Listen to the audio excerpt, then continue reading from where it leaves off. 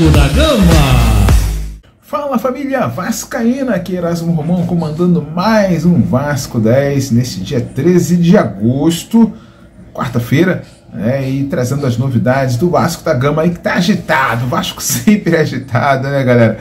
Você que está chegando aqui pra gente, aqui não é inscrito no canal, se inscreva, deixa seu like, seu comentário é importante, seu nome, sua cidade, para rolar aquele abraço no final do vídeo. Compartilhe aí as nossas publicações com os amigos, com a família, isso ajuda a gente aqui muito, o nosso canal. E se quiser acompanhar a gente lá no Instagram, @Vasco10RD, eu sou Erasmo Romão, trazendo as principais notícias, analisando aqui o Vasco no mercado. Olha só, o Vasco tá agitado, mas sem definições, rapaz. A única coisa definida mesmo é Vasco e Botafogo pela Copa do Brasil, aí as quartas de final. A gente vai encarar o fogão. Rapaz, situação complicada. O último jogo, o Vasco e Botafogo, os caras atropelaram a gente, né?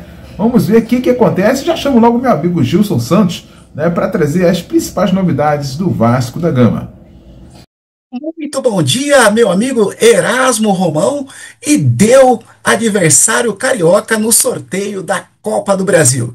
Teremos clássico entre Vasco e Botafogo. Botafogo será o adversário do Vasco nas quartas de final.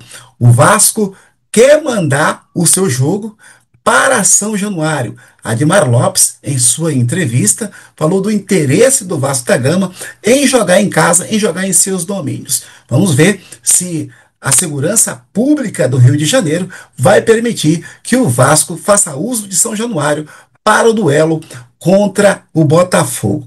A imprensa esportiva e até mesmo entre diversos torcedores de diversas equipes do futebol brasileiro dá um amplo favoritismo ao Botafogo e cabe aos jogadores do Vasco tirar esse favoritismo do Botafogo dentro do campo. O Botafogo vive um momento muito melhor do que o Vasco e é natural que todos apontem o Botafogo como favorito para esse confronto da Copa do Brasil. No ano passado, o Vasco viveu situação um pouco parecida, enfrentou o Fortaleza era favorito, o Vasco conseguiu superar, enfrentou também o Atlético Paranaense, e naquele momento também era considerado favorito contra o Vasco superou e acabou chegando aí numa semifinal da Copa do Brasil, e vamos ver se o Vasco esse ano consegue se superar novamente e superar o Botafogo nesses dois confrontos. O primeiro jogo será no dia 27 de agosto e o segundo confronto será no dia 11 de setembro. Há possibilidade para que os dois jogos sejam jogados no Maracanã. As duas equipes vão conversar, vão se acertar para ver como será esse confronto. Jogo no Newton Santos, jogo em São Januário, os dois jogos no Maracanã. A verdade é que nós teremos um grande duelo entre Vasco e Botafogo e que o Vasco consiga dar essa alegria ao torcedor vascaíno, superando e eliminando o Botafogo. Contratações. O Vasco esteve muito adiantado aí pela contratação do colombiano Carlos Cuesta, informação que nós demos ontem aqui no Vasco 10, mas deu um pouco para trás essa contratação. O Vasco tem tudo acertado com o jogador, mas a proposta oferecida ao Galatasaray da Turquia não empolgou muito a equipe turca. A equipe turca quer vender o jogador com o Vasco, até aceita o empréstimo do jogador, mas os valores oferecidos pelo Vasco não seduziram muito os turcos. O Vasco ofereceu aí uma proposta de 1 milhão de euros pelo empréstimo do jogador, com o valor do passe estipulado em 3 milhões de euros. Os turcos querem 6 milhões e esse valor parece muito pesado aí para a situação financeira do Vasco. Admar Lopes segue negociando com o Galatasaray, mas ficou um pouco distante a negociação com Carlos Cuesta, zagueiro colombiano. Enquanto isso, João Vitor segue sendo interessado pelo CSKA da Rússia, que já fez uma proposta oficial ao Vasco da Gama de 4,5 milhões de euros. um valor abaixo do que o Vasco comprou. O Vasco comprou o jogador por 6 milhões de euros, podendo chegar até 8 milhões se o Vasco permanecer na Série A desse Campeonato Brasileiro. O Vasco perderia um valor significativo vendendo por esse valor de 4,5 milhões. O que se diz é que o Vasco perdeu 5 milhões por 75% do passe do atleta. Mas os valores aí parecem estarem próximos, mas não se chegou a um acerto ainda entre Vasco e CSK. Nos bastidores, o que se diz é que o João Vitor já tem passagem comprada para ir para Moscou e que está bem próximo, aí já está tudo acertado com a equipe do CSK. Vamos ver aí, nos próximos dias, João Vitor deve sair do Vasco da Gama. O que acontece com isso, Erasmo? Fica cada vez mais urgente a necessidade de o Vasco conseguir uma recomposição para o setor defensivo. O Vasco só tem hoje Maurício Lemos, Lucas Freitas, o Lucas Oliveira não está nos planos do Vasco, nem do Fernando Diniz. O zagueiro Luiz Gustavo está com a seleção sub-20 e o Vasco precisa resolver logo essa situação do João Vitor e trazer um nome que possa assumir a titularidade do setor defensivo do Vasco. A equipe treinou hoje no CT Moacir Barbosa, logo pela manhã, em preparação para o jogo contra o Santos no domingo, lá no Morumbi, e o Paulo Henrique que saiu machucado no jogo do domingo contra o Atlético Mineiro, treinou normalmente e não deve ser dúvida para o confronto da primeira rodada do segundo turno do Campeonato Brasileiro contra o Santos. Jogo decisivo, jogo de 6 pontos, e o Vasco tem que ganhar, precisa pontuar, e todo jogo daqui para frente para o Vasco serão jogos decisivos. Já é uma preparação aí para esse duelo de Copa do Brasil entre Vasco e Botafogo.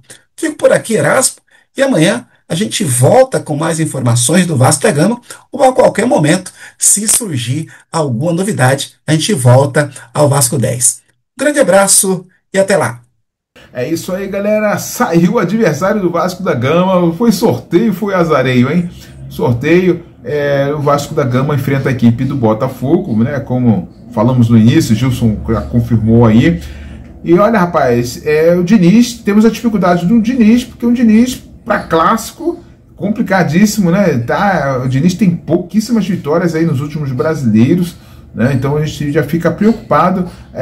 O adversário forte, mas são 11 contra 11, né? O Vasco vai depender muito desses dois jogos aí de Verratti, né?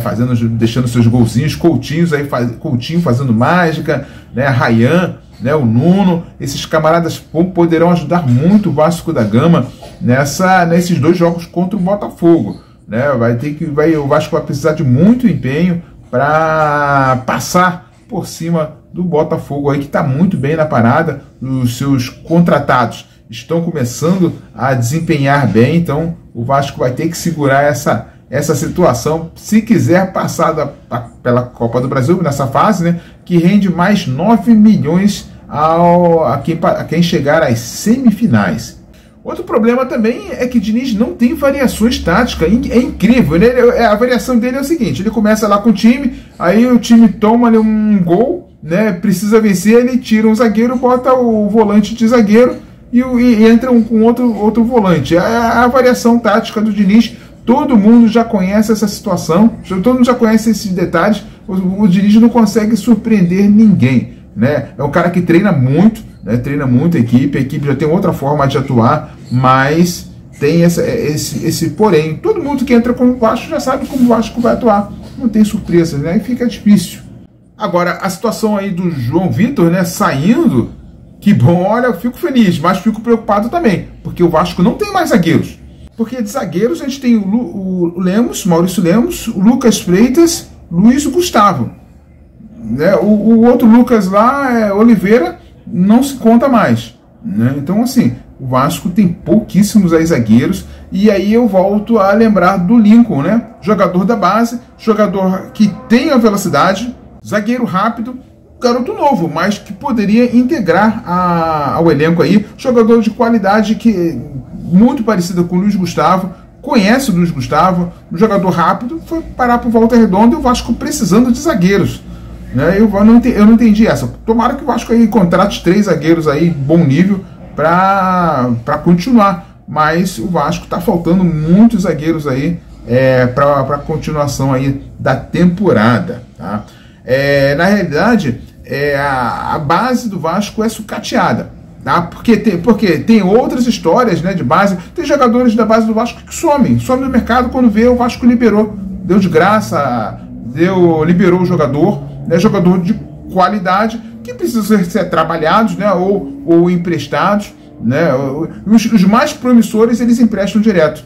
A gente não entende, né? O Matheus Ferreira, o volante aí, o garoto que integrou a seleção de base, integrou aí a seleção sub-17, né, ele foi para o São Paulo, o Vasco emprestou o garoto para o São Paulo do nada, com um prazo fixado em R$1,5 milhão de reais. O que o Coutinho ganha no mês é o valor do passe do garoto. Esteve lá em São Paulo, e aí o garoto não se adaptou a São Paulo e articulou lá a sua volta.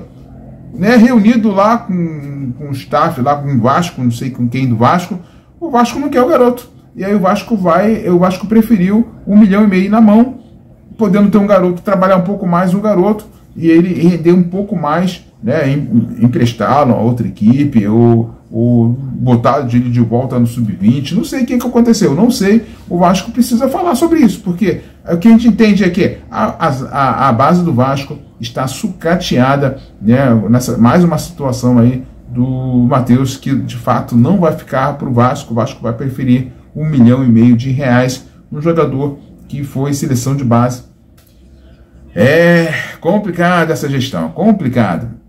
Quero deixar meu abraço ao nosso amigo Ailton Sargento de Jequié, rapaz, ele mandando aqui um abraço pra gente aqui também, e falando que quando falamos de Roberto Dinamite, né, chegou a me emocionar, pois é a maior referência que temos do Gigante da Colina. Roberto Dinamite, uma história incrível no nosso Vasco, né? E o Ailton Sargento está falando aqui, ó, né? O nosso atual centroavante tem conquistado marcas impressionantes, né? O Verratti, ele chegou em 23, fazendo mais de 10 gols aí no Campeonato Brasileiro, 24 continuou, e nesse ano está conseguindo marcas interessantes, né? Não apenas dentro do Vasco da Gama, mas a nível nacional e mundial também, né? O Verratti tem ótimos números, né? É o maior artilheiro aí das Américas, inclusive, né? Então o Verratti aí sempre marcando seus gols e ajudando o Vasco da Gama.